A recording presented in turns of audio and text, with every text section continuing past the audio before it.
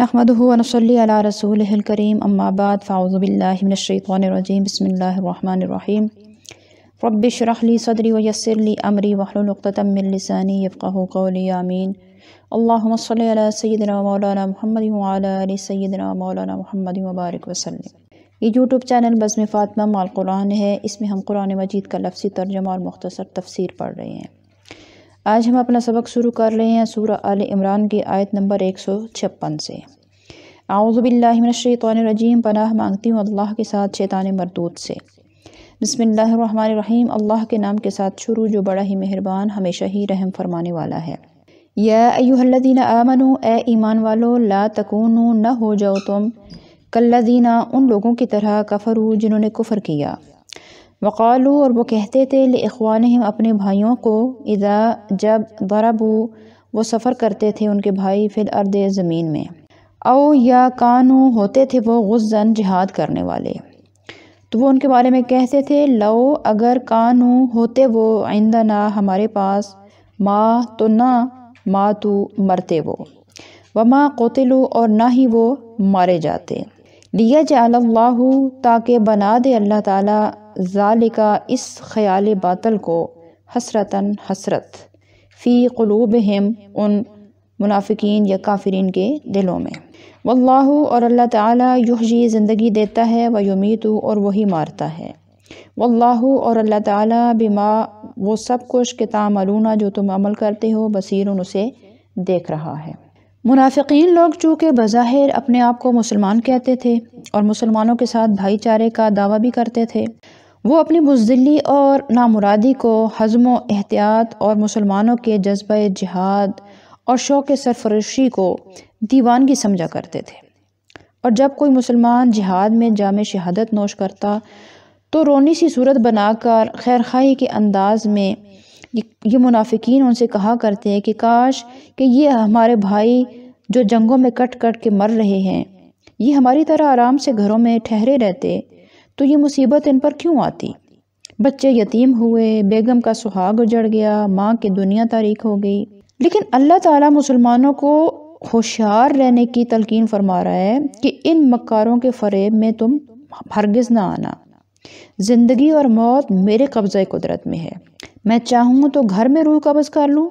اور چاہوں تو گھمسان کے رن میں جہاں گولیاں برس رہی ہوتی ہیں، توپیں دھاڑ رہی ہوتی ہیں اور طیارے بموں کی بارش برسا رہے ہوتے ہیں، میں چاہوں تو وہاں تمہیں بچا لوں۔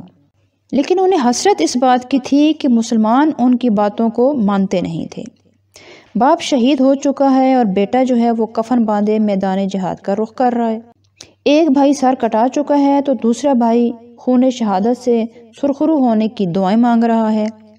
ماں اپنے ایک شہید بیٹے کو سپرد خاک کرنے کے بعد دوسرے بیٹے کو اپنے دودھ کی لاج رکھنے کی نصیحت کر کے ہاتھ میں خود اس کے تلوار تھما رہی ہے، تو منافقین کے لیے اس سے زیادہ حسرت آمیز اور الم انگیز چیز بھلا کیا ہو سکتی ہے۔ اسی لیے اللہ تعالیٰ نے فرمایا کہ ذالک حسرتاً فی قلوبہم، کہ یہ بات ہم نے ان کے دلوں میں حسرت بنا دی ہے کہ مسلمان کبھی ان کی بات نہیں مانیں گے اور کبھی جہاد سے منہ نہیں موڑیں گے۔ وَلَئِن، اور اگر، قتلتم، تم قتل کر دیے جاؤ، فی سبیل اللہ، اللہ کی راہ میں، او متتم، یا تم مر جاؤ، لمغفرۃ، تو ضرور مغفرت ہے، بخشش ہے، من اللہ، اللہ کی طرف سے، ورحمۃ، اور اس کی رحمت ہے جو تمہیں نصیب ہوگی، خیر، وہ بہت بہتر ہے، مما، اس سب سے، یجمعون، جو وہ جمع کرتے ہیں۔ یعنی پہلے تو یہ بات ضروری ہی نہیں کہ جو شخص گھر پر بیٹھا رہے گا وہ مرے گا نہیں،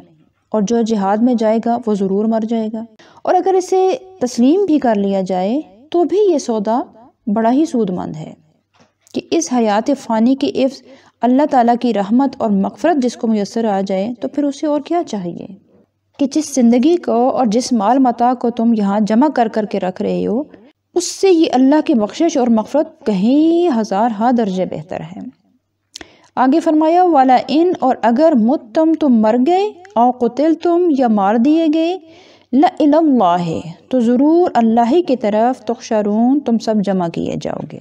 یعنی اس کا یہ مطلب ہرگز نہیں ہے کہ اب تو ہم اللہ تعالیٰ سے کہیں دور ہیں اور قیامت کے روز ہمیں اس میدان میں کھڑا کیا جائے گا جہاں ہم خدا کے روبرو ہوں گے۔ ہم تو اب بھی اس سے دور نہیں ہیں اور وہ اب بھی ہماری شہرک سے قریب تر ہے، لیکن آج ہم طرح طرح کی مصروفیات میں ایسے کھوئے ہوئے ہیں کہ ہمیں اس قرب کا احساس نہیں ہو رہا۔ اس طرح ہم اس سے گویا بہت دور ہیں، لیکن قیامت کے روز سارے مشاغل چونکہ ختم ہو جائیں گے اور قرب الہی کا ہم اپنی آنکھوں سے مشاہدہ کر لیں گے، تو اس وقت ہم اعتراف کریں گے کہ اب ہم اللہ کے روبرو کھڑے کر دیے گئے ہیں۔ اور یہاں پہ جو اب آخر میں ایک لفظ بولا گیا لا الی اللہ، یہ لام کے بارے میں آپ کو بتاتی چلوں کہ لام کے بعد جو الف ہے، اس الف کے اوپر جس الف کے اوپر گول دائرہ ہوتا ہے، یہ الف پڑھا نہیں جاتا، لکھا جاتا ہے۔ پڑھنے میں لکھنے میں اس کو لا لکھا جاتا ہے اسی طرح جیسے یہاں لکھا ہوا ہے، لیکن پڑھنے میں اس کو لا الی اللہ پڑھا جاتا ہے، لا پڑھا جاتا ہے، لا نہیں پڑھا جاتا۔ اگلی آیت ہے فَبِمَا، تو بس صرف رحمتن، یہ رحمت ہے من اللہ، اللہ کی طرف سے، لنتا، کہ آپ نرم دل ہو گئے ہیں، لہم، ان سب لوگوں کے لیے، ولو، اور اگر کنتا، ہوتے آپ، فظاً، تند مزاج، غلیظا، سخت قلب، دل والے، تند مزاج یا سخت دل والے ہوتے، لنفدو، تو ضرور منتشر ہو جاتے، لنفدو، تو ضرور منتشر ہو جاتے، من حولکا، آپ کے ارد گرد سے، یہ سارے لوگ، فاعفو، تو آپ درگزر فرمائیں، عنہم، ان سے، واستغفر، اور بخشش طلب کریں، لہم، ان کے لیے، وشاورہم، اور صلاح مشورہ کریں ان سے، فی الامر، اس کام میں، فاذا، پھر جب، عزمتا، آپ کوئی مکمل ارادہ کر لیں، پختہ ارادہ کر لیں، فتوکل، تو پھر بھروسہ کریں، اللہ، اللہ پر، ان اللہ، بے شک اللہ تعالیٰ، یحب، بہت محبت فرماتا ہے، متوکلین، توکل یا بھروسہ کرنے والوں سے۔ اس آیت کی ابتدا میں فَبِمَا کا جو لفظ بولا گیا ہے، تو یہ ما جو ہے یہ ما موصولہ ہے اور تاکید کے لیے لایا گیا ہے، اسی لیے اس کے معنی میں صرف کا لفظ استعمال کیا گیا ہے۔ اس میں شک نہیں ہے کہ میدان احد میں ان قصورواروں کو جن کی وجہ سے فتح شکست میں تبدیل ہو گئی تھی،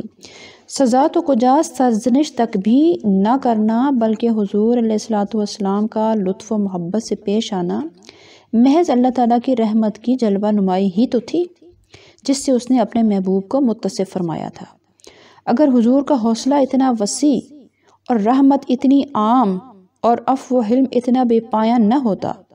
تو حق کے متلاشیوں کا اتنا جمگھٹا آپ کے ارد گرد کیسے ہوتا؟ لوگوں سے اگر قصور ہو جاتا تو بعض تو شرم کے مارے اور بعض سزا کے خوف سے دور ہی بھاگ جاتے، لیکن ایسا نہیں ہے۔ اللہ فرماتا ہے کہ ہم نے آپ اللہ کی رحمت سے، لنتا، نرم دل ہیں ان لوگوں کے لیے، لو کنت فظا غلیظ القلب، اگر آپ اب تند مزاج ہوتے، سخت دل ہوتے، تو لنفدوا من حولک، تو لوگ آپ کے ارد گرد سے بھاگ جاتے، منتشر ہو جاتے، کوئی آپ کے نزدیک آنا پسند نہ کرتا۔